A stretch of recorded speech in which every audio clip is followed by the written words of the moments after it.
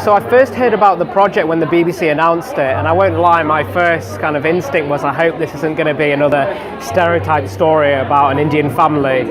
I didn't know about the memoir that Satnam had written. Obviously I got that and I read it and I was blown away by it. Because it's the first time I've read something that was so articulate and accurate about what it's like being a British-born second-generation Indian, and a lot of his experiences were also my experiences. And then in the second half of the book, when Satnam reveals that he didn't know that both his father and sister had schizophrenia, was just so powerful, and it hadn't been done before, and I thought I want to be part of it. And auditioned for it, but then had initial reservations because it was so close to home. I know you get worried sometimes that when something's adapted, they might completely flip it on its head and it's not interesting or real or truthful. But with this, I realised that actually it was, and I think they've done a fantastic job. You talked about you were worried it could be stereotyping. Yeah. Now you starred in a lot of programs like Doctor Who type thing, and of course Iron Fist, which is in the US.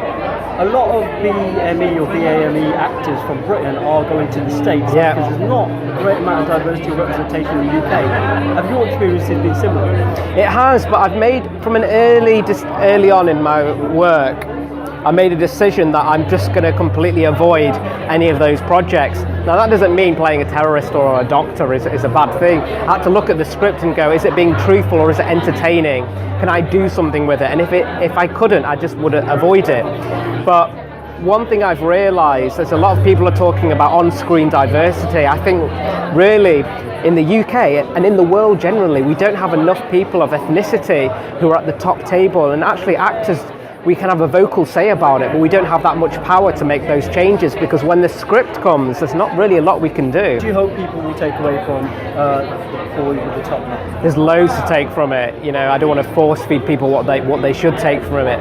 From my experience, after seeing it a couple of months after I made it, yes, it's about an Indian Sikh family, it's Satnam's story, but it will be a lot of people's story, regardless of their ethnicity. I've had a lot of people who've seen it and after just want to make a quick call to a loved one, a sibling, their mum, or even their dad, and that's what I'm really proud of. At the moment there's a lot of political things going on in the world, and we're force-fed a lot of stuff. With Topknot, it's a human story, and everyone can relate to that.